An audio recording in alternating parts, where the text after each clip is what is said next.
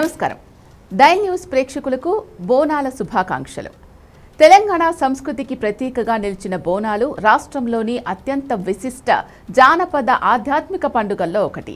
ఆషాఢ మాసంలో మహంకాళి అమ్మవారికి కృతజ్ఞతగా ప్రజలను అంటువ్యాధులు, విపత్తుల నుంచి కాపాడాలని ప్రార్థిస్తూ ఈ ఉత్సవాలు నిర్వహిస్తారు.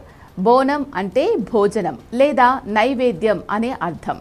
మహిళలు కొత్త కుండలో బియ్యం, బెల్లం, పెరుగు, పసుపు, వేపాకులతో అలంకరించి తలపై మోసుకుంటూ అమ్మవారికి సమర్పించడం ఈ పండుగలో ప్రధాన ఘట్టం. చారిత్రక ఆధారాల ప్రకారం 1813లో హైదరాబాద్, సికింద్రాబాద్ ప్రాంతాల్లో ప్లేగు వ్యాధి విజృంభించిన సమయంలో ఉజ్జయినిలో ఉన్న హైదరాబాద్ సైనిక దళం మహంకాళి అమ్మవారిని ప్రార్థించి వ్యాధి తగ్గితే స్వస్థలానికి వెళ్లి అమ్మవారిని ప్రతిష్ఠించి బోనాలు సమర్పిస్తామని మొక్కుకున్నట్లు చెప్తారు.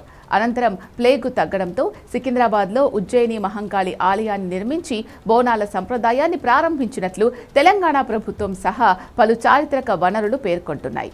ప్రస్తుతం గోల్కొండ జగదాంబ మహంకాళి ఆలయంలో తొలి బోనంతో ప్రారంభమై హైదరాబాద్, సికింద్రాబాద్తో పాటు తెలంగాణ వ్యాప్తంగా వారాల పాటు ఉత్సవాలు కొనసాగుతాయి.